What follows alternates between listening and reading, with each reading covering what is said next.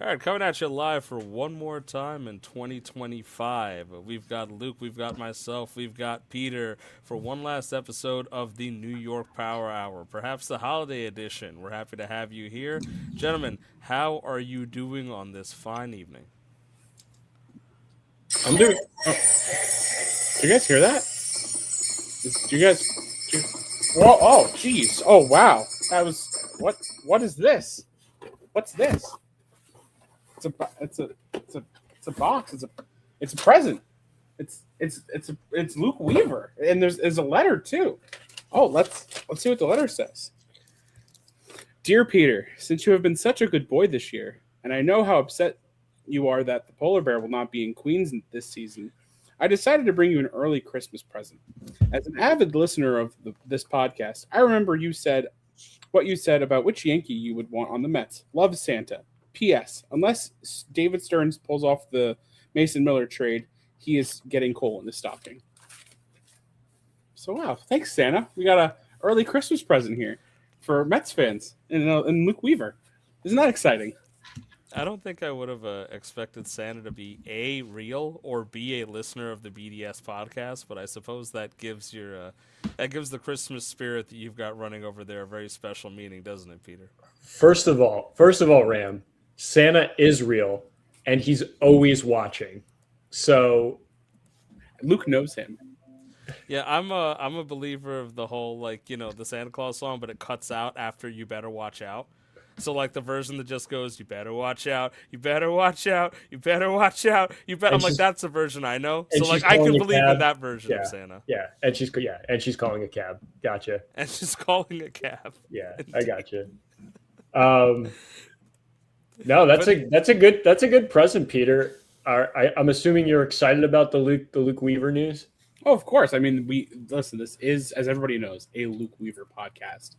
So of course I'm excited that Luke Weaver is signing with the Mets. Uh, So I mean, let's get right into it then, because there's a couple things we need to knock out tonight. I mean, in Thank you. terms of what's going on right before we get cutesy and stuff for the holidays. But let's be real about it. So the fact that we've got some people turning in, by the way. I just want to make sure everyone knows. So Luke Weaver's the big signing of the day right now, and he's now a Met, right? 222, 11 million a year, relatively affordable contract. Surprising, the news came out, of course, that much like the Mets and Pete Alonso, that the Yankees did not offer a deal to Luke Weaver. Now we've talked for a while about the fact that all intents and purposes, the Yankees just didn't like Luke Weaver. Any opportunity that he was afforded was generally branded with them trying to take a backup plan A or B, and it felt like they were never too comfortable with him. And regardless of whether or not that was the right decision, it seems like that or those feelings were affirmed by the way that they treated this. It never seemed like they were too interested in like pursuing him right now. And the market may not have been super hot for him because if we're being real about the fact that A, that was a very affordable contract for Luke Weaver, and B, we have confirmation the Yankees didn't reach out to him, give him a contract. It felt like he was exactly the type of guy David Stearns was trying to get. It's like the girl at the bar who you felt was underappreciated at the end of the night, and you were like, you know what? Maybe if I shoot my shot now, I'll be able to make a move, and it'll look better than the other guys. So I think that's what happened here. But no, all jokes aside, I mean, I was talking about this with Peter earlier. The Mets pen is slowly shaping up. I mean, it doesn't have the splash and the pizzazz of a Mason Miller, which may or may not happen over the next couple weeks and is arguably necessary. But the other news out of it that I was mentioning to Peter is that Albert Adzale, his former Cubs closer, was signed to the Mets for a couple of years. He's been rehabbing in the Venezuelan league, and he's looked kind of sharp. It does seem like, from internal purposes, that the Mets are pretty confident that he'll be part of the pen next year. And we know that Dylan Ross, a guy in AAA who was throwing into triple digits regularly, is the guy they think will be part of the pen. It might be the rough news, but this might be the last bullpen move that we get unless we see that Mason Miller deal. And there's not that many choices out there for bullpen people if you look at the remainder of the market. Yeah, absolutely. I mean, honestly, the way I look at the Luke Weaver signing is it's like a replacement for Reed Garrett, who got surgery and isn't going to pitch this year. Um, so, especially looking at it under that circumstances, I think it's an absolute home run. Hopefully, he doesn't give up a lot of those. Um, but yeah, so sorry, that was very random. It's okay. But You better no, watch out. so running with, I mean, look, all humor aside on the Luke Weaver thing, I mean, the Mets need to bolster the bullpen somehow, and Luke Weaver is not a bad pickup at all. Legitimate opinion, Luke. I mean, how do you feel? This is a guy that, although he had some rough runs at the end of the season, right? I assume it's a guy you wanted back in the pen. No, I just have one thing to say to the New York Mets. Love your Luke Weaver. Just love your Luke Weaver. Treat him with the respect that he deserves because the New York Yankees did not. Absolutely did not. This man should have been closing a lot more games for the New York Yankees, and yet they still wanted to turn to Devin Williams when he was absolute doo-doo sauce. Right? Like, I don't know what else this guy had to do to prove that he was the closer, and they just refused to go to him. No contract offer doesn't surprise me. There is such a high amount of disrespect for Luke Weaver, and I hope Queens and the New York Mets gives much love to Luke Weaver. Second legend. I feel like we need to address the elephant in the room, and I know it's joked about, but I mean seriously, what is the deal with Steve Cohen just signing ex New York Yankees? Like it's a thing. Like we can't dismiss this anymore, right? Like it's Devin Williams, it's Luke Weaver, it's Adam Ottavino, it's Dylan Betances, it's Juan Soto, it's Number one, you're naming a lot of guys from the past generation. I will say number one. Number two, Juan Soto is in a tier of his own. That's why he was listed. That's why he was listed last. That is. I didn't start with. Well, Juan Soto, like he's the big name. You guys have signed 2 players so far this offseason. One of them is a former New York Mets #1 draft pick. So like maybe we just chill a little bit, just a little bit, because like you guys do the same thing. Peter. I'm sorry. Taking a former #1 draft pick of the New York Mets is different than taking the 8th and 9th inning guy who pitched for the New York Yankees last season. I mean, it's different. Yeah, but it's different than taking the former 8th inning guy of the New York Yankees. It's different than taking the other former 8th inning guy of the New York Yankees, right? Like, wait, Ottavino wasn't your guy's 8th inning guy? Jesus, I'm so sorry. He was maybe 7th inning. I don't know. But listen, I think a lot of these guys just really loved living in New York, but hated playing for the Yankees. So what's the easiest thing to do? Just go to Queens. Yeah, I mean, for me, it's always what made a lot of sense. You kind of want to get them through that New York moment of, like, you shit the bed. And so they realized, like, after a couple of years ago when that happened to Edwin Diaz, the strategic move is to let him go to the Yankees and then just come over here and have a lot of fun. So I'm okay with it. I think it makes a lot of sense. You know, we know Devin Williams is going to have a really good year with the Mets and Luke Weaver. They got their New York jitters out. Luke Weaver is now on it's going to be a 6th team, too, which is kind of funny. Most of them he started for. But I was looking at it beforehand, and I was getting a laugh out of it because I realized that I've talked about Luke Weaver as a Yankee as if he's like a Yankee draft pick because we like the guy. We've talked about him for years. He was a Cardinals draft pick. He was drafted as a starting pitcher. He's a former first-round pick. Yep. So now he's full-time reliever. So I do think it is some kind of weird Stockholm syndrome that, you know, he got overshadowed for Devin Williams' closer situation with the Yankees last year, and the Mets signing Devin Williams and him looking to be the closer right now, he turns around and says, don't worry, I'll set up for Devin Williams again. Like, it's kind of like, is this like weird sense of duty or like kind of thing where he's like, no, I must be the guy behind Devin Williams. Wherever Devin Williams goes, I will follow. I don't really know how that one turned out the way it is. And I hope that psychologically he's okay. But I am glad that he's with us and he's making the moves over to our neck in New York. I think it's a good thing. I mean, we didn't really have much going on in terms of the bullpen. I said before, I was looking at the remaining guys on the market, and I don't really like the names, if I'm being sincere. So I think really outside of the Mason Miller trade, which, again, is very much no way a guarantee. In fact, we don't even know if it's likely, right? The level of players that would be involved to make that move. It's going to be interesting to see if this is the way Penn looks. I mean, they like Minter and they like Raley, so they got some lefties, they got some youth in Ross, and they're going to figure some other things out. But again, you know, I want to temper people's expectations. This might be what we're getting in terms of the Pen. And if you get Mason Miller, then you're definitely done. But again, that's a huge if. That's a big if, and it would be a gigantic acquisition. Would I love that? Yes, because considering the Phillies just signed Keller, and they've got a pretty strong situation going on there. At the end of the day, I mean, you're going to have to compete. The Braves have a really strong bullpen, have made multiple additions in terms of what Robert Suarez and who else did they add the other day? It's slipping my mind right now because of my memory, but they picked up somebody else.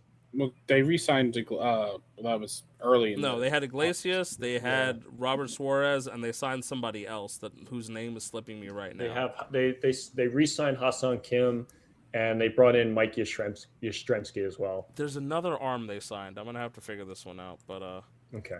but Well, I I do guess remember the Hassan Kim thing came in.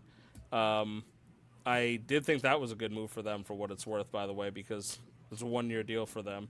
It's not a bad idea for them. They needed someone to play shortstop, right? yeah, Nick Allen wasn't cutting the sauce for them, but I mean, as far as the Mets bullpen goes, obviously any Mets fan would want them to add Mason Miller. He is probably the most exciting young closer in baseball, and you have 4 years of control on him. So obviously you would want that.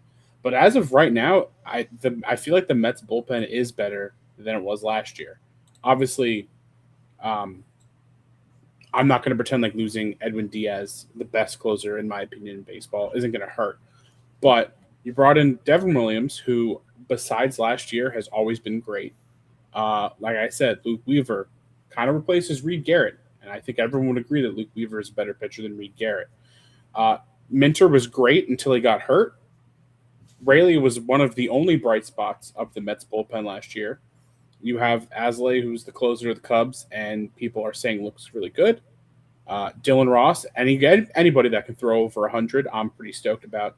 And by all reports, it's looking like Brandon Sproat is going to at least start the season as the Mets longman, which last year, if you remember, and it's funny that Luke brought up uh, former Met and Yankees, Paul Blackburn was our swingman. So, that is an improvement already. Yeah, I get the feeling that the rotation's not set in stone yet, and we're gonna see. I mean, I've had a lot of conversations with people in the offseason about what they think the Mets should be doing, and there's still a lot of names out there. I mean, look, we're approaching Christmas, and the offseason still got a good month plus. And I mean that because the biggest names in the offseason, you look at Kyle Tucker, not saying the Mets will get him, but I mean Kyle Tucker, Cody Bellinger, Tatsuya Mai, and a few other guys from overseas, including Murakami and Okamoto, haven't signed yet. And I believe the Murakami deadline is about 5 or 6 days. So these things are going to start falling into place soon. I do think a lot of them are contingent on one another. Like, I think Okamoto and Murakami are intertwined, whereas if one signs with one, the other will have leverage. And I think Murakami's posting date might be the 22nd. So these things are going to start going in motion, I think, sooner rather than later. And when we come back from our little holiday break, there's going to be a lot for us to talk about, I'm sure. On the flip side, I mean, the Yankees haven't reported too much interest outside of the names we've talked about over and over right now. There's still holes for them to fix. I just feels weird that a lot of the free agent market has kind of been at a standstill. Like, I want to sit there and like make fun of the Yankees, but it does feel like everyone's waiting on one another. I don't know if it's because they're afraid of the lockout. I don't know if there's a particular reason that there's a pause going on, if they're waiting for Kyle Tucker and the big fish to sign so they can use that. I mean, granted, Alonso, Schwarber, big signings, those guys are already taken care of. So it's not like nobody's signed, right? But none of the three big international free agents have signed yet.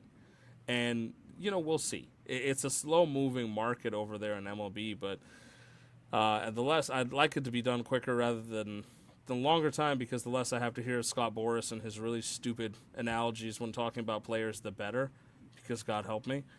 But we're going to see. The Luke Weaver thing came out of nowhere. One thing I will say about it is that we've talked about, I think I mentioned this to Peter off air, that the San Diego trade rumors came from out of San Diego. They did not come from the Mets camp.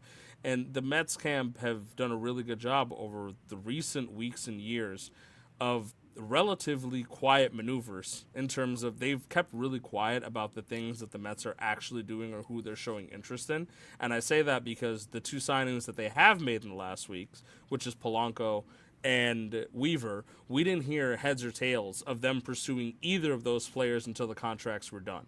So the Mets camp has been a lot better at keeping quiet about these things. Now, I feel like something with Bellinger was just one of the worst kept secrets because they very much need him, or else it makes their offseason much closer to a failure than not. However, we're moving. It does seem like there's a lot more interest in bringing in new faces. And we'll see what that means in terms of they're bringing in supposed clubhouse guys. You know, Simeon is considered a clubhouse guy. Polanco's considered a clubhouse guy. Maybe they should just bring in Grimace. I don't know. I really don't know as to what they're worried about here, but we'll see. But that being it, I mean, it's solid signing for the Mets. I'll take it. I like Luke Weaver. He has some closing experience. Really, really, of the moves of the guys that were remaining, probably the one that I would have wanted them to get. And as for the rest of it, I mean, I think, like I said, in about a week or so, by the time that we're back on this, that we're back on the pod and sitting there talking, there's going to be a lot more to discuss and a lot more to break down about where these teams are going. Luke, if if you get one move out of the Yankees in the next like 2 weeks, right? And I know like an easy one might be Kyle Tucker just because it's such a big name, right? But I know you haven't exactly fawned over it before. What's the name that you think, if you're like, okay, we're back here in 2 weeks and we're like, all right, I feel good about the Yankees, they acquired blank. What name would that be for you on behalf of the Yankees? I'd say probably the best name on the market for the Yankees right now would be MI. I know there's a lot of discussion about Cody Bellinger. Cashman has said that getting Bellinger back is a priority for the team. I don't see that as a priority for the team. It just seems like you're going to get stuck with an aging player on a long-term contract. Maybe you get a couple good seasons out of him, and he tapers off at the end, and you're stuck having to DFA a player and eat all the costs at the end of the contract. I think Amai is good. There's a ton of upside. There's definitely a desire to be on the East Coast, which is a lot different than the Japanese players who have come over in the most recent years. And I know I've said this before, but the Yankees rotation definitely needs some help to start the season. It looks like Carlos Rodon won't be back for opening day. We knew Garrett Cole wasn't going to be back for opening day. So it does fill a spot. It gives you a little bit more flexibility. Maybe move some of those guys from the starting rotation last year into the bullpen and kind of create a swingman in the rotation as well. And still, I mean, the big signing right now is Ryan Yarbrough. I'm not glamoring over it, but it is a good move by the Yankees, again, to give you that flexibility between bullpen and a spot starter. So I think Amai is the best right now. I'm not clamoring over anyone right now who's still out in the market. Yeah, I think the Amai answer is actually a really great one. If I'm being honest with you, first off, I mean, 27 with upside. It's not often you get to get these guys during this age, so it's a big deal, especially one that isn't automatically giving over to the Dodgers Japanese dynasty. Apparently, one of my favorite transplant pitchers of all time pitched for the Yankees in Masahiro Tanaka. Really stand-up guy, gentleman, outstanding pitcher. So, I mean, I'm not above cheering for a guy on the Yankees in that regard. I'm saying that honestly because I've got Tanaka. I love the guy, and I thought he was really a lot of fun. And the fact that he basically was like, look, it's overseas at the Yankees for me. The Yankees are treating me well. And if I'm not signing with them, I'm going back home. I have to say, as much as I will joke about hating the Yankees, and I'll never stop doing that, I respect a man with conviction. Right, I respect the fact, and Amai has that same conviction in his early reports saying that I don't want to go to the Dodgers, I want to beat the Dodgers, and I like that. So if he wants an East Coast team, he wants to come to a place like that. I mean, as much as I hate to admit it, the Yankees would be an outstanding market for him. So we will see what happens to Amai, but I do think that's a good answer. As much as I'd love to turn around and make fun of you, I think that's a really good answer, Luke. Yeah, I'm looking at the available free agents for relief pitcher because I think the Yankees definitely need to bolster the bullpen. Names like Pete Fairbanks, Evan Phillips, who was the closer for the Dodgers, obviously lost that spot. Sir Anthony Dominguez has been solid over the last few years. Let's see, Michael Kopech, who I guess the Dodgers didn't want back. So there's definitely, there's definitely still some names available in the bullpen that I would like the Yankees to go after and get. But you still have Duvall and Bednar pitching your eighth and ninth, which I feel very confident about at this point.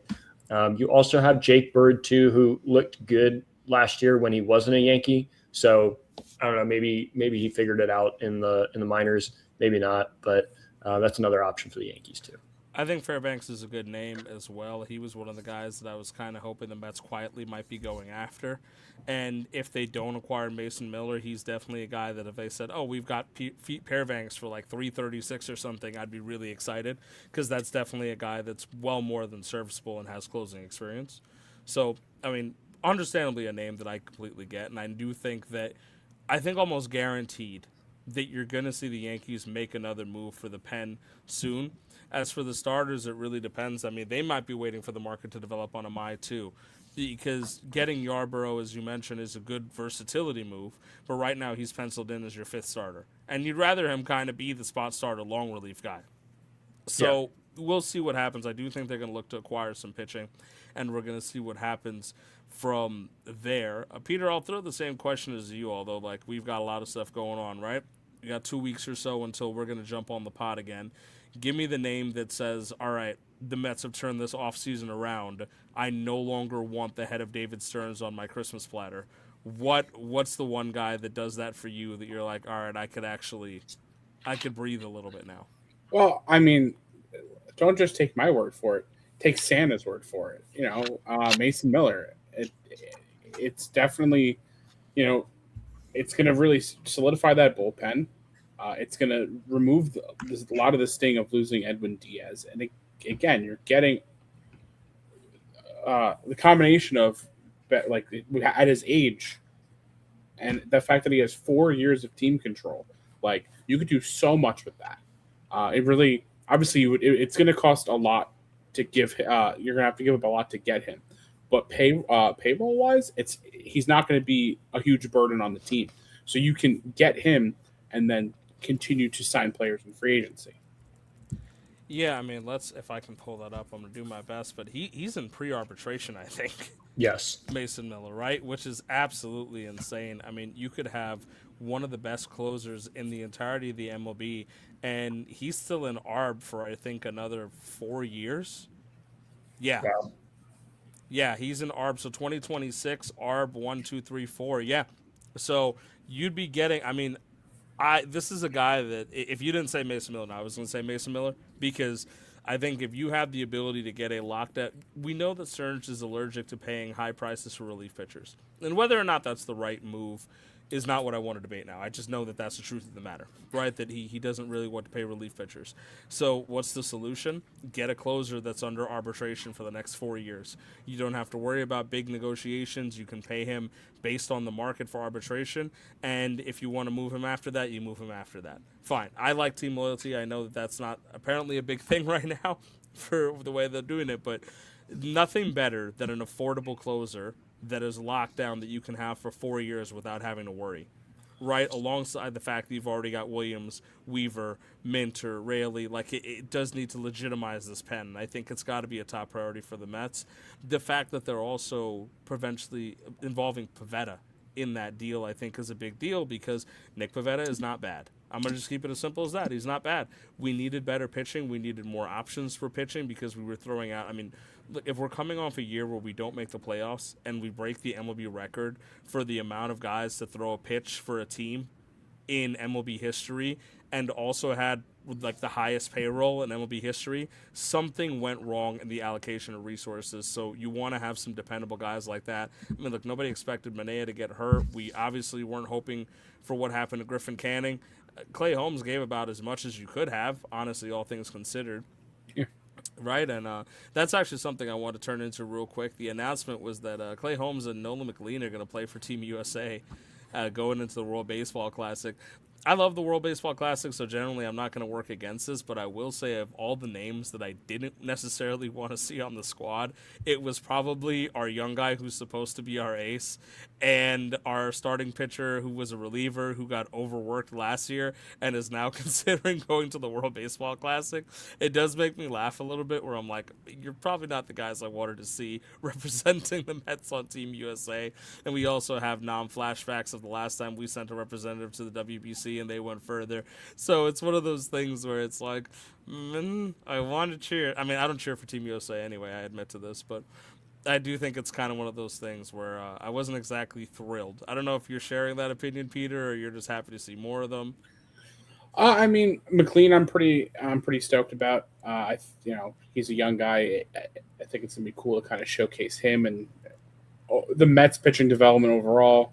Clay Holmes, considering what happened to him down the stretch last year, I wouldn't have. If he didn't join Team USA, I wouldn't have been upset because yeah, he should rest his heart. Now to finish the thing about before about the name, I would have gone Mason Miller if Peter didn't go Mason Miller. So to give a name that we haven't talked about, and I want to because it's been talked a lot about, is Tariq Skubal. I mean, I I don't know how realistic of a thought it is that Tariq Skubal is getting moved at any point, right? And I also know that it's going to be a gargantuan cost to get a reigning, level pitcher of his caliber. That being said, if Tariq Skubal is available and you don't have to give up Nolan McLean, I'm pretty sure you're turning around and you're telling them blank check of prospects, whatever you want, take them. You want Tong, you want Jet, you want these guys, like take them. We will give them to you because at the end of the day, it's rare to get somebody of that level of talent, and Tariq Skubal is insane. So for me, and I'm not really writing this down as likely. I don't think it's likely. I don't think it's going to happen. But I've heard the rumors. It's been talked about. The Mets get Tariq Skubal. That would be gigantic because you're immediately signing him to an extension off that. I assume the trade doesn't happen without the extension. He's a Stearns. He's a Stearns. He's a Boris guy though. I mean, but that's why I assume. I don't think you make the trade if Yeah. you're, I mean, we don't operate like the Yankees where we get a guy for a year and watch him go over to Queens. Like we wouldn't trade for a Devin Williams or a Juan Soto and then watch him walk away to Queens. So I assume that they wouldn't Right, but make it's the that holiday deal. episode. Let's not. Come on. I w- Let's not rub it in Luke's face. no, I honestly don't think that they make Holiday that cheer. deal without knowing that there's an extension involved. Like the way that David Stearns operates, it just doesn't strike me that he would say, "Oh yeah, here's all our best prospects for 1 year of Skubal, and we're just going to let him hit the market." I assume they don't make that deal if he doesn't sign an extension. Now, in the favor of what you're saying, the reason that he might not have been moved is that exactly that people might have put together a package that the Tigers said, "Yeah, we'll take that deal," and then they said, "Okay, we want to talk to Tariq about an extension because we want to keep him long term," and it's like, "Sorry, Scott says no." We're no extensions, we're hitting the market, then it might be no dice on that deal. That's my guess. I have no sources on this or anything like Yeah. that. I'm just saying that I think that might be the reason why, because the cost of a Tariq Skubal, getting him for a year, unless you're one of the teams that is either the Dodgers or one step away from the World Series, you probably don't make that deal. Right? Yeah. So Now, when I remember when the rumor first came out, I was of two minds of it. Number one, maybe you didn't have to give up that much because it was just a 1 year rental, or at least as much as you think you would. And the second thought was, well, yes, he is a Boris guy, and Boris guys go to free agency. We do have a looming lockout, so he might want to get his contract in pre-lockout just to make sure that he can get the most money because obviously he's going to become the highest paid pitcher in baseball. Like I feel like we all agree on that. Um, as he should be. As he But- should be too, right? I mean, Well, yeah, either him, yeah, and then when Skeens comes around, Skeens will get then more it should than him. be right, agreed. But maybe, and I say this with really knowing nothing, and it's just a pure speculative guess. If Boris is still telling his guys not to sign and to hit free agency before this lockout, then maybe the lockout's not as scary and as concerning as we've been told it will be. I am nerved about the lockout just because I have no freaking clue what's going to happen. Yeah. Like we keep hearing playfully people saying that the lockout might cost us the entirety of the 2027 season, and that would suck, right? I mean, because what the hell are we going to podcast about? But like I mean, we're going to talk about football. I mean, the Jets and the Giants. No, but it's. I just don't want to see a situation with that, and I think also the lockout conversation brings out some of the worst in people because there are ridiculous demands from either side. I don't think we're going to see a salary floor or a salary cap go into baseball. I think they kind of like the idea that they don't have to work with those type of things, which is fine. However, I mean, at the end of the day, this discussion could take us out of a whole year and then some because you might see rusty baseball. You might see guys like doing just weird things with their contracts going into the year, a la what you're saying about Scooball. Maybe some of these guys will want to sign beforehand and say, okay, I'm locked up. I got my hundreds of millions of dollars. I don't have to worry about this regardless of the lockout, right? So we'll see how that goes. But, I mean, I don't know. I just think I get this feeling that it's been a little too quiet this offseason, and I sense that things are going to pick up real soon. I don't know if you guys share that thought, but I mean, they have to at some point, right? Like right. That's what I'm like Kyle Tucker. Like Kyle Tucker has to sign at some point, right? And I feel like once Kyle Tucker signs, you're going to see a mountain of moves like of the teams day, who are yeah. in on Kyle Tucker couldn't get Kyle Tucker and now have to pivot and try and find someone else, right? Like it's the last piece. It's the last piece, and once that falls into place, everything else will move. I also think it's the same thing with the international market because since they have specific dates that they need to sign by, I do think some of these guys are some of these teams rather are contingent on seeing where the market goes for these guys. I mean, I said Okamoto and Murakami are probably related, but Amai might be setting the starters market because they're waiting to see where he goes before they make any big moves. So we will see exactly what happens. I just feel like it's been, I don't know if maybe I'm not obsessively paying attention to MLB trade rumors as much as I used to, but it feels like it's been way too quiet. Like, if a guy like Murakami, who was once considered to be and can't miss bat, and a guy with 40 home run potential, right? And his posting date, I think, is December 22nd, which is like 5 days from now.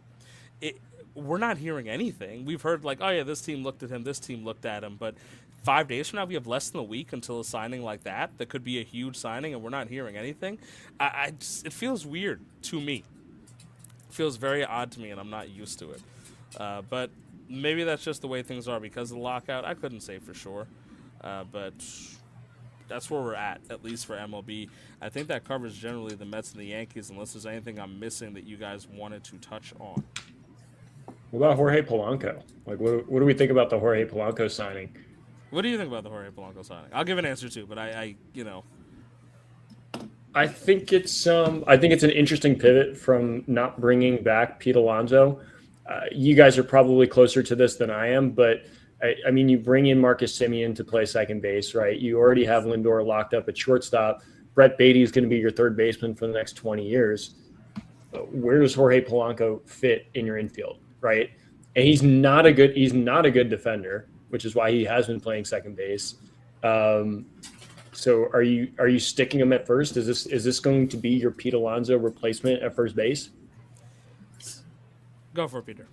So I think it is like Luke, when me and you had our podcast, where just me and you on, we talked a lot about how a lot of the moves the Mets have been making have seemed to be like, you do this move and then this move, and they all kind of interlock into like kind of making sense, but individually they seem weird.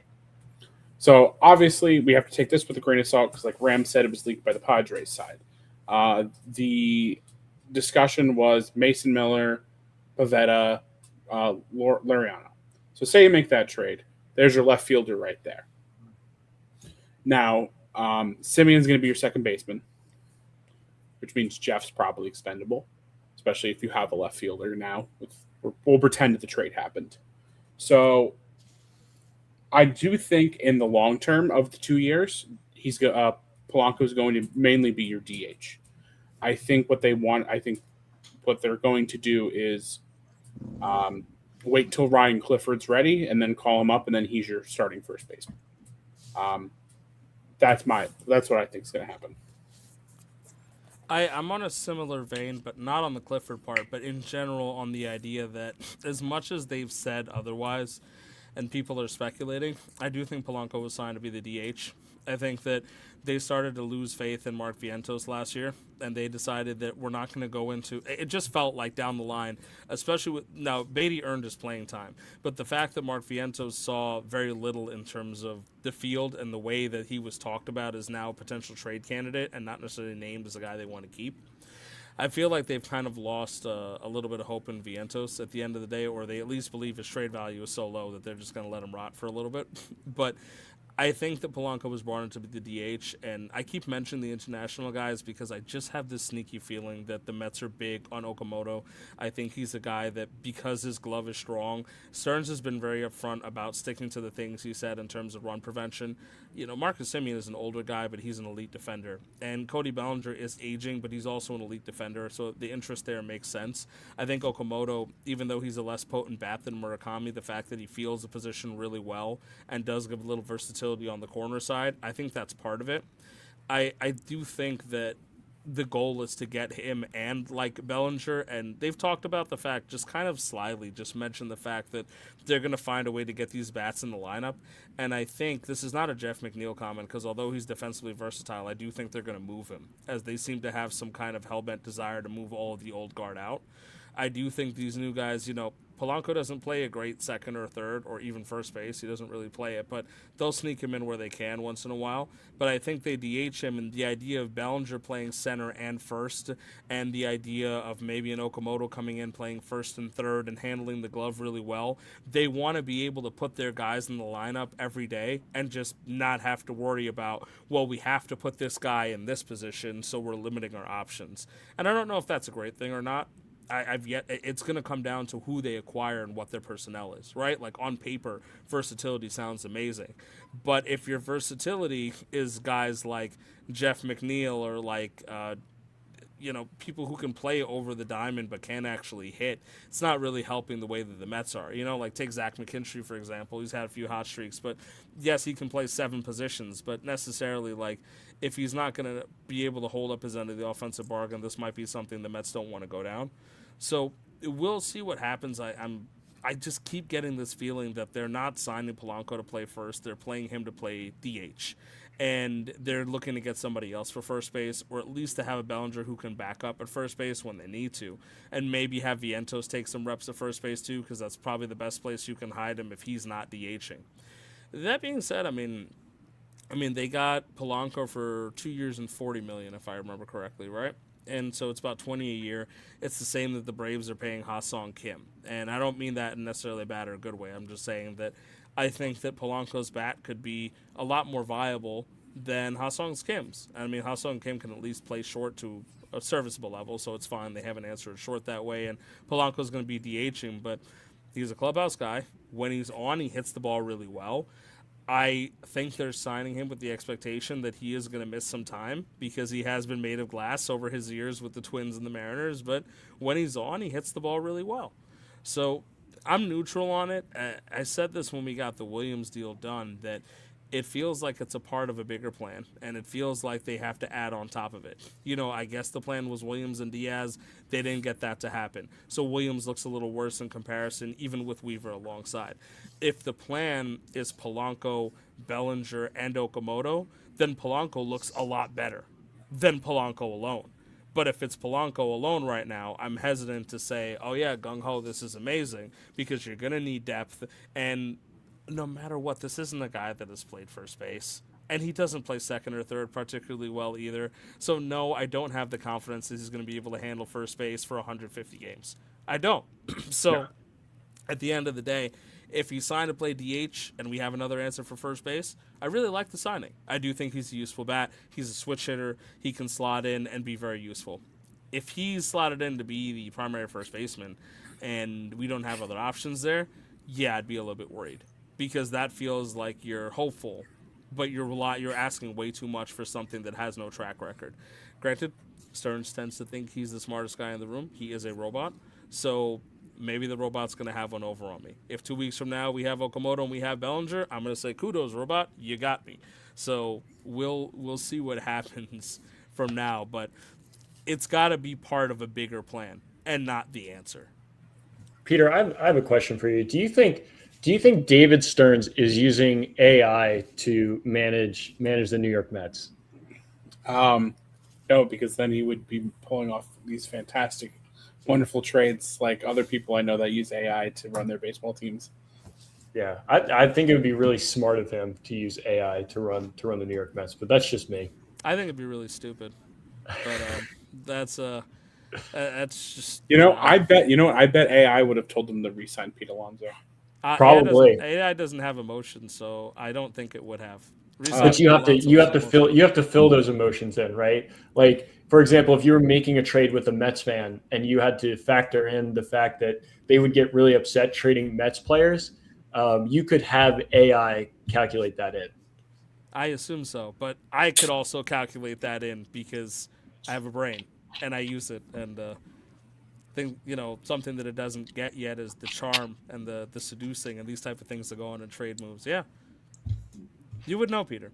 Are you seduced? Are you seduced by Pete Alonso? I was for a bit, actually. Yeah, I'm very sad that he's gone. But I hope to God the Mets are not using AI to actually run the team. That would make me very upset.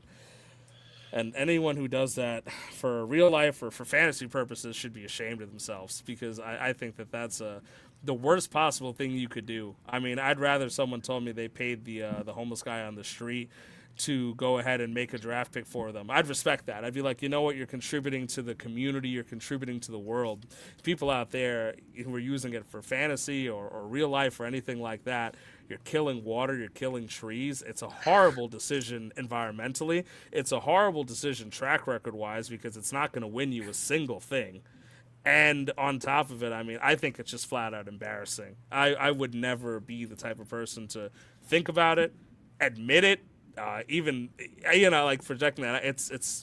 It's really just a dark path that I wouldn't want to go down. So I think it's a good question you asked Peter. I know you asked Peter, not me, because I have strong opinions on this.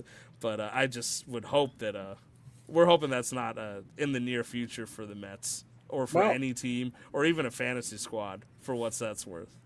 Well, I guess a nice transition from a dark place. Somebody won the Saudi Cup. I was going to go to a dark place to talk about the Jets, but yeah, I mean, we could get that out of the way real quick. The Jets sucked, which is good, right? I mean, we saw, was it Brady Cook take the ball for the Jets? Cook take the ball for the Jets. Good. No. We got destroyed by the Jacksonville Jaguars. Trevor Lawrence had the game of his life, seeking heights that he hadn't hit since his college days, and put up 5 touchdowns on the Jets. A very uninspired defensive performance by the Jets. Here's the only thing I will ask you about the Jets, Peter, because of the fact that we know where they are and we know what they are, right? Are you heavily considering firing Aaron Glenn after this season, or do you give him one more year? No, you definitely got to give him one more year. I feel like now this is possible because the Jets are stupid as hell. Right. But if you sign Justin Fields and you don't expect him to be absolute dog water like Ram did, Ram thought it'd be good. I thought it'd be exciting. I wanted him to command the tank. Some people think dog shit's exciting, I guess. But basically, it's better than Brady Cook's 3 interceptions out there. Brady Cook was a 7th round, but he might have even been undrafted. It was a late round. I'm assuming he was undrafted. Yeah, he got cooked. Is what. And you're paying real life actual money to Justin Fields, but that doesn't matter. Hey, listen, Brady Cook is also making real life money, so let's not discount that either. Okay, real life NFL money. Okay, is that a better statement? But listen, he does play in the NFL. This is all I have. At least now he does. He's an NFL. He can say he's now an NFL quarterback. He can go home. He can go home to his mom and tell her that he played in the NFL. Yeah, I mean, he has had better QB ratings in this game than Justin Fields has had in games this year. But let's be honest. And I say this as a Jets fan. there's only one more game in the schedule that matters, really. Um, you know, and yes, it would be better if the Jets went 0-3, but I think all Jets fans they have December 28th circle on their calendar. Uh, at MetLife, the Patriots come to town, and the Patriots, the frauds that they are, who have really only beat up on bad teams, and they finally got an opportunity to play a good team, and they got embarrassed against the I Bills. love So when you say things that we can agree on, I Peter. I I hope. wouldn't. love Hold when I on. you think say every I things we can wouldn't. agree on. I wouldn't say every they got. Jets I fan that I know. love when you talk about how much of a fraud Drake May is and Yes. how the Patriots have had the benefit of a low schedule because they were such a bad team and they're beating up on bad teams. I love it. I love So when you say things we can agree on. obviously the Jets are, this is the closest I'm going to get to having relevance in the division. The Jets, the last two games, they play the Patriots and they play the Bills. Nothing would make Jets fans happier to beat the Patriots and then get flattened by the Bills. Hand in the Bills division, and then so the Patriots don't win the division because they're frauds. I see They're Chris frauds. messaging, by the way, so I know Luke is looking at his computer. I hope you can tell him that we're at the point where we're talking about Drake May being ass. But moving on from Drake May being ass and back to the Jets as an overall, because I agree with you. I hate that they're playing the Saints, by the way, because as a Saints fan and a Jets fan, I want them both to lose somehow. And so I'm really hoping that they find a way to create like the first like double loss scenario where they both benefit in draft position. It's called the But tie Ram. yeah, I'm hoping for that. Let's see if we can get a 0-0 tie on the board. But Tyler's show has actually looked pretty good. Not like good, but like serviceable, and that's scary because I guess I'm gonna have to take solace in whatever happens. If Tyler's show like stunts on the Jets and the Jets lose, I'm like, all right, cool. The Jets are moving in the right direction towards a better draft pick, right? If they go to a tie, I guess that's also okay because they both kind of suck, right? So this is good. They can suck together, right? Like Drake May. But I do think that at the end of the day, that Patriots game, I mean, look, no matter what, even if it fucks up draft position, I know that every Jets fan and all their suffering would sit there and be like, I hope they blow the Patriots out. I hope they actually destroy the Patriots. God knows it. But we'll see what happens. I, for one, also agree with you, and I saw Luke nodding. You can't fire Aaron Glenn after this year. But what I will say is that he is going to go into next year on thin ice, right? Because there are performances like you could sit there and you can say, all right, some of these teams have some grit, they're doing some fire, they have energetic performances. Defensively, the Jets have made a horrible effort. And although their penalties are a little bit better than they were earlier in the season, overall, this has looked like a very unorganized and undisciplined football team. And at the end of the day, even with bad personnel, that does go to Aaron Glenn, right? So he's going to be on thin ice going into the year. But I think you're right. You can't just bring a guy in with his credentials and with what I assume is his knowledge, considering he was a very successful coordinator, and just jettison him after 1 year. It would be too Jetsian to just get rid of him right off the bat like that. They have to give him a little time with an actually serviceable quarterback, maybe a Fernando Mendoza or something like that, and we'll see what happens in that regard. The Giants, on the other hand, are just kind of getting through the season. I mean, they're eliminated from playoff contention. Jackson Dart is the big topic of conversation because although the Giants took another loss, there's been talk about the fact that maybe they need to tone down their Jackson Dart existence and how he's playing. Luke, you've talked about this before, so I'll throw this one to you. I mean, would you bench Jackson Dart the rest of the year just to keep him safe, or do you want him out there to get the reps? No shot. No shot. No shot. I'm sending him out just to save him. I mean, this is precious time for him, right? There's no expectations. There's no desire or need from the fan base for him to win. Learn the system, learn how to be an NFL quarterback. This is the time to flourish, and this is the time to learn. Yeah, I think the Giants have to start Jackson Dart all throughout the rest of the season. Get your dildos ready because Jackson Dart is starting the last 3 games of the season. I thought we stopped talking about the Patriots, but we can go back to them if anything. But no, and I'll throw the same. I'll throw the same question to you, Peter, then, because I think it's a relevant one, right? Do you bench Jackson Dart the rest of the year, or would you leave him in there? Do you think Luke is right? I think you should bench him. You know, like he's already had a solid amount of games. You kind of already know what you're going to get out of him, and he plays recklessly. Now sometimes that's good, but we've seen him take a lot of unnecessary stupid hits because he refuses to slide. Um, so if like it's one of those things where it's like, yeah, get him reps, and that's great, that he's getting reps. But if he gets hurt, then you look very foolish. And considering that this is not, this is an interim coach who's just kind of there to, until they get their actual guy, I feel like they're probably going to bench him anyway. Like, do you think at some point, especially because an interim coach who the assumption is not going to return as the head coach, right? Do you think that at some point ownership comes down and just pins him against the wall and shakes him and says, you need to stop letting Jackson Dart be Jackson Dart, Jackson Dart? Like, getting to the point where, like, when he's, Jackson Dart, if he's that kind of a danger to himself, do you start telling him, all right, we're going to let him play, but you need to bench him? If he gets hurt, you need to tell him to stop being so reckless? Or it's got to be a confusing situation. Right? I think regardless of where the Giants are in the season, if I'm the GM, if I'm the owner, I'm telling whomever is coaching Jackson Dart on how to be a quarterback to start sliding, start going out of bounds, stop trying to get the extra yard and protect yourself, right? Like, Jackson Dart is an investment for the New York Giants, right? You moved up into the first round to get him. You've moved on from Russell Wilson really quick in order for him to start, right? Someone needs to turn around and say, you need to protect yourself because we believe that you're the future for the New York Giants, and you are not going to be the future of the New York Giants if you're going to be in concussion protocol every week, right? Like, you look at what's going on with Tua, right?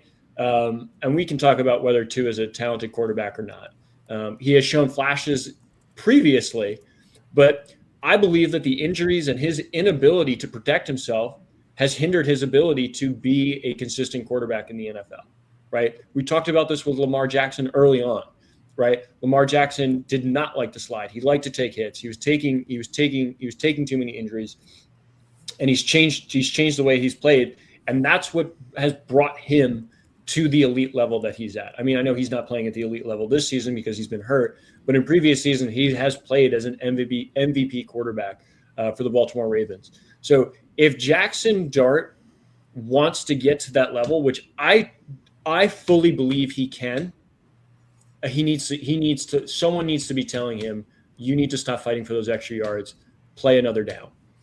Yeah, I don't think Mara is the type to really interfere like that. I mean, when the Giants were in Hard Knocks, they were trying to re-sign. How did I just forget his name? Running back. Please help me. Saquon Barkley. Saquon Barkley. He literally was like, I'm going to lose sleep over it if we don't re-sign Saquon Barkley. And then the team ended up not doing it.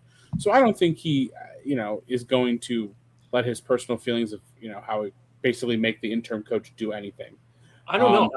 I've read reports that he hasn't slept in 2 years. Like, he's had difficulty sleeping for the last 2 years, and he's sick to his stomach whenever they play the Philadelphia Eagles. But, as far as teaching the quarterback how to slide, it's not like always an easy thing. I remember when the Jets drafted Mark Sanchez, they literally brought in Joe Girardi when he was at the Yankees to teach him how to slide to try to defend himself, which did not work, so much so that he needed to grab a knife to defend himself.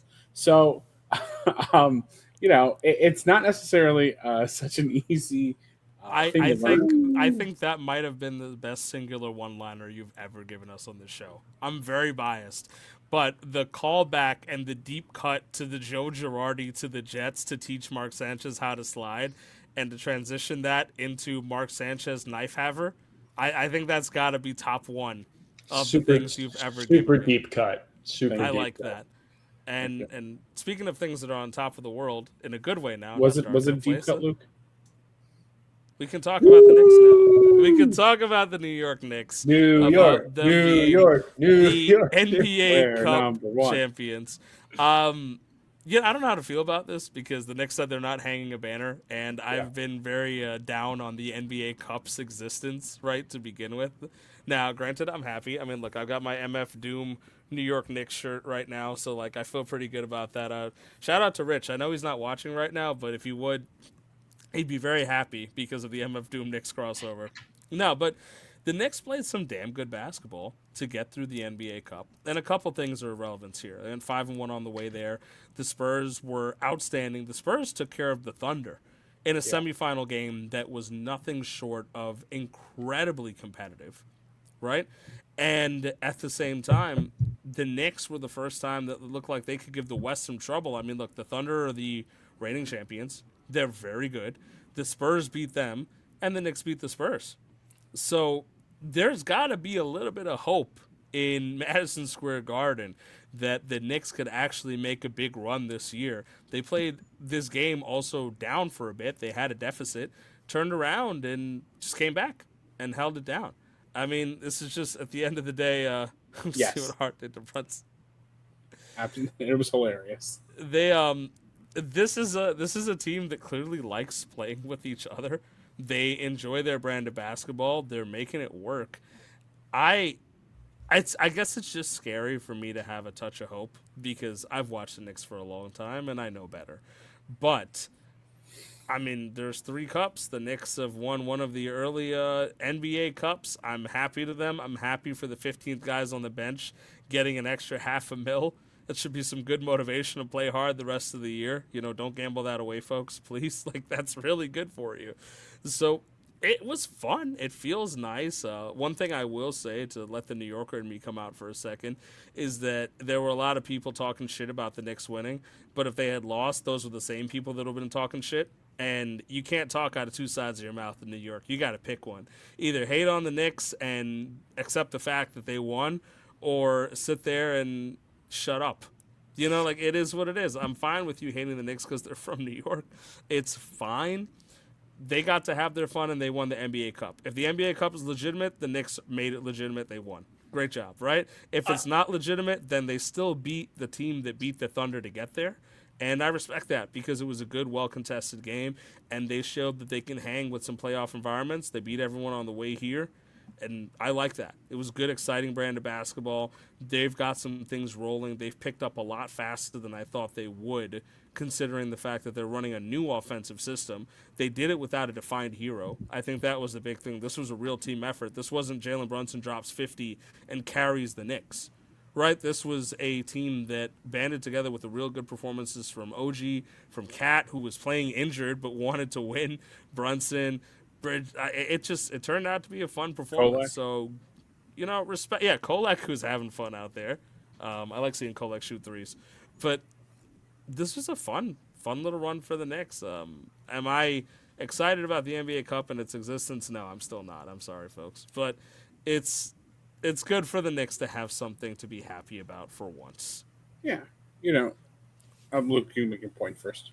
Sorry. No, I was just gonna say. I mean,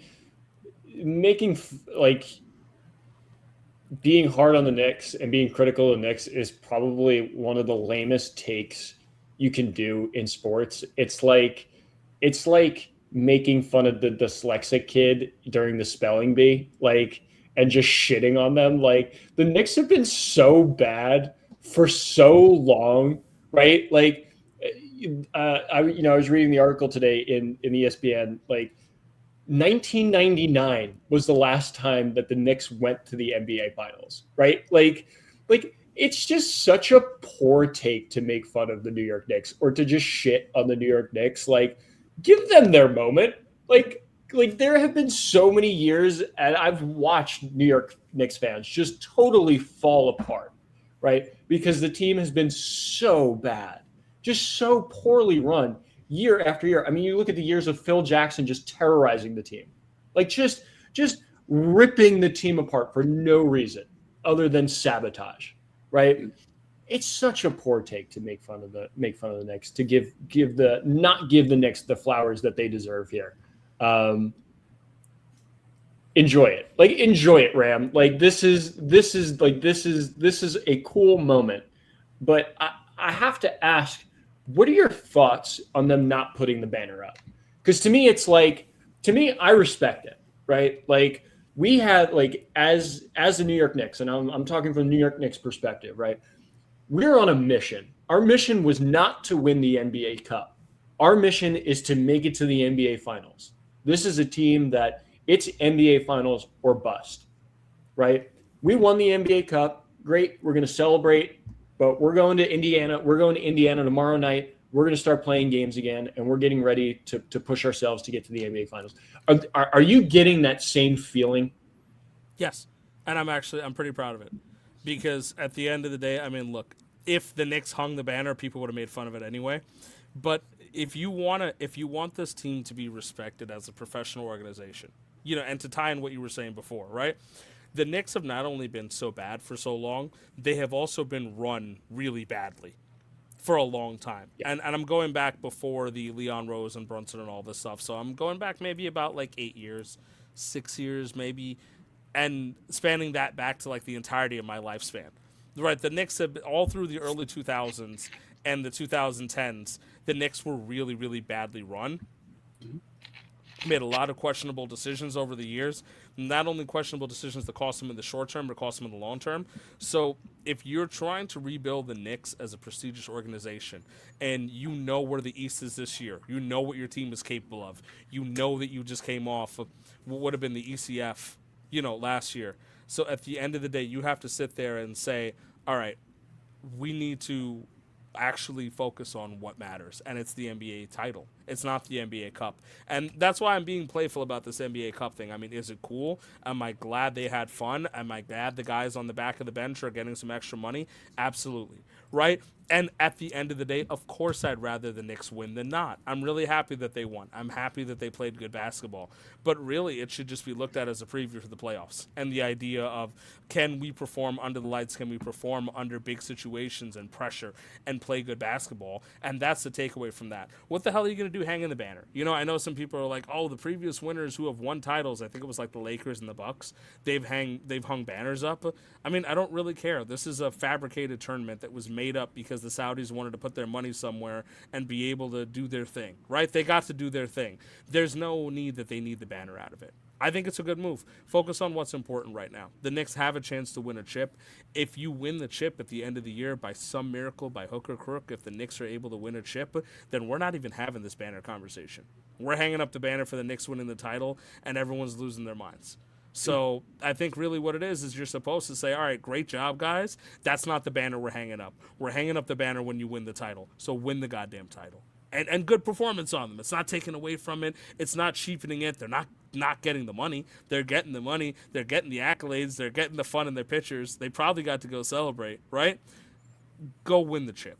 That's what matters right now. And so I respect the fact they're not putting up a banner. And I feel like they're not going to be the only team that does that going forward. Yeah, I mean, listen, I'm not as heavily invested as the Knicks as I was when I was younger, but there was a time where I was obsessed with the Knicks, and that unfortunately was a time when we had people like Eddie Curry on the Knicks, and our best two players were Nate Robinson and David Lee. All due respect to David Lee, Mr. Double Double, but it's again, as a Knicks fan, going back to when I started watching basketball, for me, the only real trophy that I could say that the Knicks won was Nate Robinson's dunk contest. So, like, the fact that there's an actual cup, granted, I understand that it's not that big of a deal. Like, it's cool. Like, you saw all those tweets from Knicks fans before posting their draft if the Knicks lose, like, oh, the NBA Cup's not real anyway, who cares? And if they win, we won, they're champions. So it's a bit of a meme thing even still with the win. But what I like about it is just the everything that you've seen with the team. Brunson in this post-game interview, he hyped up Kolek, he hyped up Mitchell Robinson, OG. He didn't take anything for himself. He gave it to the accolades to the guys that don't always get shine. It came out that him and some of the other higher paid players are going to give their bonuses to staff members on the team who weren't getting paid extra for these extra games they have to work because of the NBA Cup. And we even see like the fun and silly stuff going on in the media where Brunson said that if he was elected New York City mayor, he would make sure that the guys who stole Josh Hart's watch went scot free. Josh Hart constantly tells everyone that he can that Jalen Brunson has a big head. Like this is like I know it's all silly and fun, but this is like when you're with these guys playing all these games, like you kind of have to like each other a little bit, and it makes certainly makes your job easier. So like this is the type of things that we haven't really seen before with the Knicks. It's always been dysfunction. It's always been somebody making a terrible decision. Like the more this season goes on, and the more that I'm hearing all these stories from the Knicks clubhouse, the less I want to trade for Giannis. And I know that's crazy. Like one of the best players in the NBA, I don't want to trade for him. But like the way I look at it is back with the Carmelo days. Like when we traded for Carmelo, like it was great, and obviously like it was a huge turning point in Knicks history. But they pretty much ruined all their chances of winning a chip by trading away all the players that would have helped if you just would have waited to sign him in free agency. So I'm very worried that that's just going to be Carmelo Part 2. And, like we already have our a long lost Nova brother, DiVincenzo, out in the wild wilderness of Minnesota. So, like, let's not do that again. The one thing I will say about the banner, though, Luke, is that to my understanding, and this might be a little bit flawed, but I was under the impression that the Lakers, when they won, did not want to hang a banner, and that they were kind of coerced by the Saudis and Adam Silver to hang the banner amongst their multiple championship banners. So, although the Knicks do not desire to hang a banner, it is possible that the powers that be may turn around and say, you have to hang a banner. Yeah. I mean, who cares? Like, go to the Garden. Look at all they have banners for Billy Joel. Like, put it next to the Billy Joel banner. Like, who cares? Like, you don't even have to have a presentation about it. Just throw it up there. You guys, hold on. You guys are still in New York, and I'm not. I'm still in New York. I just want to be clear about that. Okay, you guys are both in the New York, New Jersey area. How about that? Is that okay for you, Ram? Logistically, I'll let it pass. Okay. I remember living in New York, and I don't know if this still exists, but are there still a whole bunch of billboards about Billy Joel's like last show at MSG? Because I feel like has that ended? Have we finally? It's been a long time since you've been in New York, Luke. You're kind of aging yourself here. You must have left the New York/New Jersey area a long time ago. Wow. I don't know. I feel like every radio commercial I ever heard when I still lived in the New York, New Jersey area, it was just come watch Billy Joel for his last show at MSG. And it was like, dude, I heard this a month ago. Like, you told me a month ago it was his last show, and here we are again. Like, I don't know. Every show's the last show, man. Everyone, you show up, you're like, this could be the last one. Like, who knows? Like, you show up, like, it's like you show up to a Mets game, and this could be Pete Alonso's record-breaking home run. Like, you don't know. Like, that's just it. Sorry, I think they've gotten to the point where they're honoring Billy Joel, because I remember like Carnegie Hall is doing like a Billy Joel like tribute show, and I think that cracks me up because I do remember the era of like, oh hey, like it's Billy Joel's last show, and now it's like, hey, it's the Billy Joel tribute show. This might be his last tribute show. Like, you really want to get out there, and I mean. We play Piano Man at every Mets home game, so honestly, he's never got a last show because as long as Citi Field is open, the Mets are still going to fucking play Piano Man. So that's still going to be there, and that'll be an opportunity every single time we get to the 8th inning. Yeah, I'm not taking away from Billy Joel. I mean, he is a phenomenal artist. It's the marketing of it that just really just gets under my skin. Well, Ram, you say that, but listen, it kind of looks like Mr. Brightside's slowly taking over some of that shine. It's taken over the karaoke, but like we still do Piano Man, no? He's calling it Mr. Brightside's winning karaoke a lot of the time. Mr. Brightside is unapologetically the karaoke song of white people everywhere, and I respect that. It is 100%. It is 100% the white people anthem. Yeah, you play it in If you asked me what a white people anthem would be, as someone who both loves karaoke and loves sports, Luke is right. We'll go to any state. You played at any wedding, people go Right. nuts. I do think like the Absolutely nuts. unapologetic, It's the white unequivocally, national anthem, absolutely. yeah, the white national is Mr. Brightside, right? So for me, I think that has a special place in my heart for like I understand Mr. Brightside's going to be in Citi Field a lot, but it's kind of like lived beyond its own means. It's up there in the rafters. Like you could say hypothetically, Mr. Brightside has a banner in every sports arena across the United States. Right, I think so. It has a banner. So Mr. Brightside's there, but Piano Man's been there. It's a classic, So we will see what comes of Piano Man at Citi Field. I hope it continues to live on, whether in infamy or not. I like that it's there. Listen. 2015 World Series, Billy Joel being at Citi Field, and Fox not cutting the commercial while they're playing it and just showing all the fans singing it. Him too. It was a cool moment. It's nice. Hopefully I they like have another these moment moments. like that again. Yeah. Can we get the Killers to do Mr. Brightside if the Mets make the World Series this year? No, we don't need the Killers. You just need the guy outside of Citi Field that yells at you for not tipping him. He plays the drums really well, though. He does. He's pretty good. He was pretty good. It was a good time. Now that we've wrapped up most of our New York stuff, and since this is our last show of the year, instead of final takes, we can take a moment and talk about some Christmas spirit and have a little fun here. Peter's already in the Christmas spirit. He's got the balloon. He was getting gifts from Santa leading up, leaving to the fact that this is where we are to finish off the year, because more than likely with next week being Christmas Eve, we're not going to be doing any kind of broadcast, and the week after that, I think, is New Year's Eve, right? So the expectation of us doing anything until the New Year is probably low, if we're being honest, and that's okay. So is there anything that you want to, we're up to a couple people listening to us tonight. We're grateful for anyone who took the time to tune in or is watching this on replay.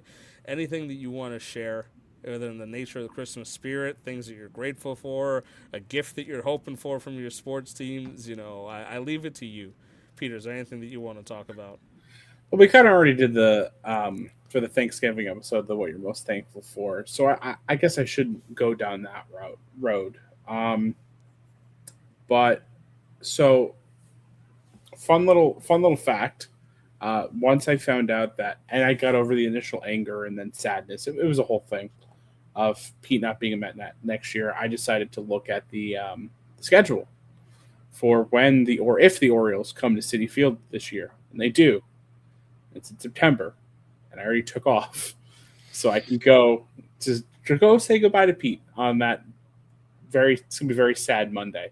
And I'm gonna be honest with you. If Pete hits a home run, I'm gonna cheer like he still plays for the Mets. Like Ram, we were talking a couple days ago when I saw it. Pete's wife, I apparently.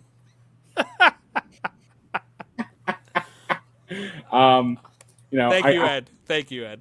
Ed, you are the most handsome guy in the Discord. I just want you to know that. I don't know how this is getting sad. We're talking about Christmas cheer, but when Pete's wife wrote the goodbye message to Mets fans, and she ended it with thank you for loving Pete. I don't know. It's just I'm excited to see him again, and I don't know. That's gonna be a cool Christmas present to myself when they release the tickets, I guess. I remember when this is years ago, and I think I'm a little bit older than both of you, but when Mike Piazza first came back after being with the Mets, he came back with the Padres. I think it's objectively one of my I think the funniest games for me to watch the highlights from, because Piazza comes back and he gets a beautiful standing ovation, and he proceeds to hit a home run. And people do cheer for him because it's warm and it's like, it's Mike, right? Comes up the next time and gets a relatively warm ovation again. And then hits another home run. And the crowd is not cheering for him the same way that they did before. So when he comes up for another at bat, he gets some booze kind of mixed into it. And it's all very New York and jesting, but I love that game because it's like, he comes up, standing ovation, hits the home run, they give him the full cheer. Does it again, and they're like, all right, buddy, calm the fuck down. Honestly, I love that game because it's so funny. I feel like it's slightly different than the Pete situation because Piazza was very old at that point, and he could not play catcher. And this was pre-DH. So there wasn't too much you could really do with Piazza. But like knowing that the Mets didn't even offer Pete a contract, I feel like if he has a multi-home run game,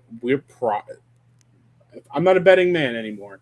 But if I had to, you would absolutely get a F David Stearns or F Cohen chant. I do think the sentiment is the same though, like to the point where like he'll get a warm reception Oh, when he comes, 100%. He'll get and a say if he he'll hits a home probably run, hit a home run, he'll and he'll probably get get cheered. But he'll if he probably get- hits yeah. the second one, I swear to God, people are gonna sit there and be like, "All right, buddy." Like No, it's but I don't think they're going to take their anger out on Pete. I think they're going to take their anger out on Stearns. I don't think it's an anger thing. I think sometimes in sports you just got to tip your cap. You know, like there's certain things where you just get to laugh and be relaxed about. I mean, we have Christmas football this year, right? I mean, the game might be ass. The Chiefs are out of the playoffs, right? So we're Yeah. going to be seeing the Chiefs on Christmas without Patrick Mahomes, and to some of the country they consider that a gift. I don't, but I do think that's funny. But I don't know. I mean, the holiday time is nice. It's family time. I didn't get to join the Thanksgiving episode, so I just want to take a moment to also express to you guys and to Ash and to Chris and our regular listener Ed from wherever he comes from. You know, I generally just really enjoy doing this with you guys. It's something that I look forward to doing week by week. I mean, even if we were getting negative viewership somehow every single week, I would still look forward to jumping on here and talk to you guys and just bullshitting because it's a lot of fun. You guys tolerate my humor, and it is for me. I just noticed a Christmas tree in the back of your background, by the way, Luke. I didn't notice it before. Very festive. I appreciate that.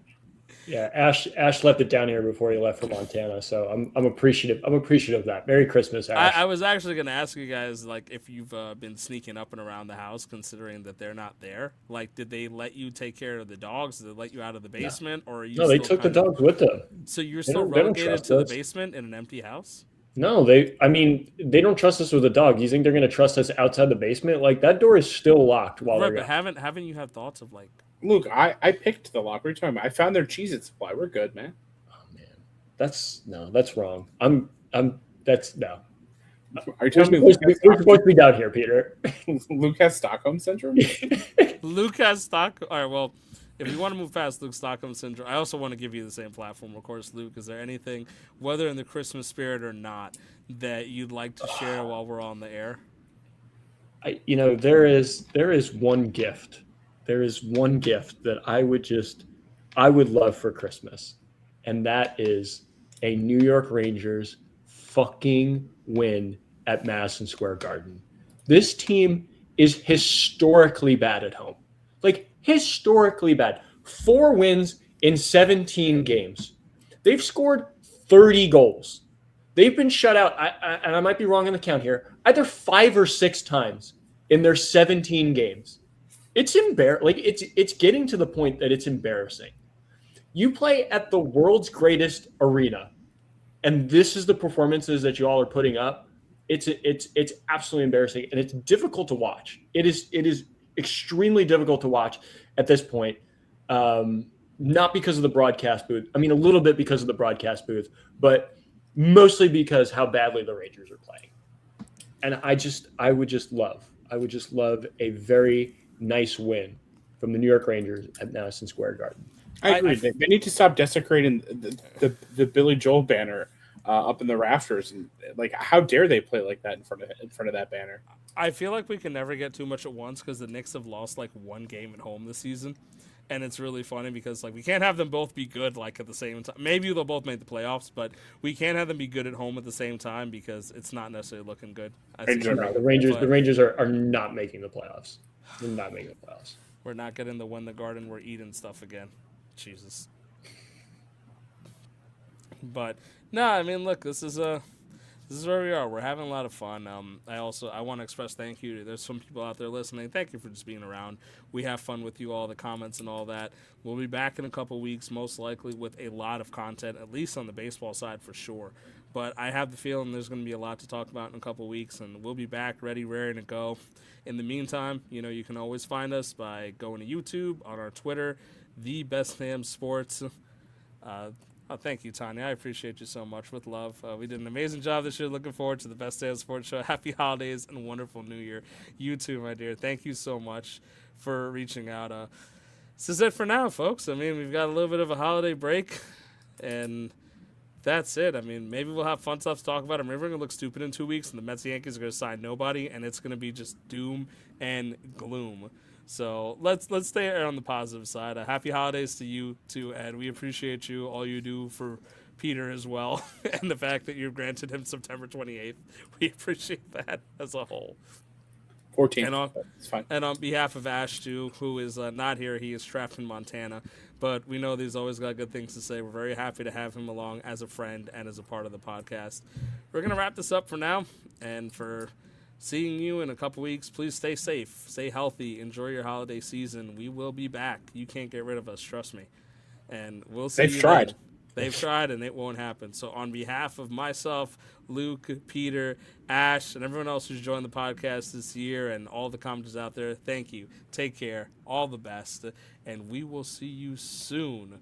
Find some time for yourselves and enjoy these days. Take care.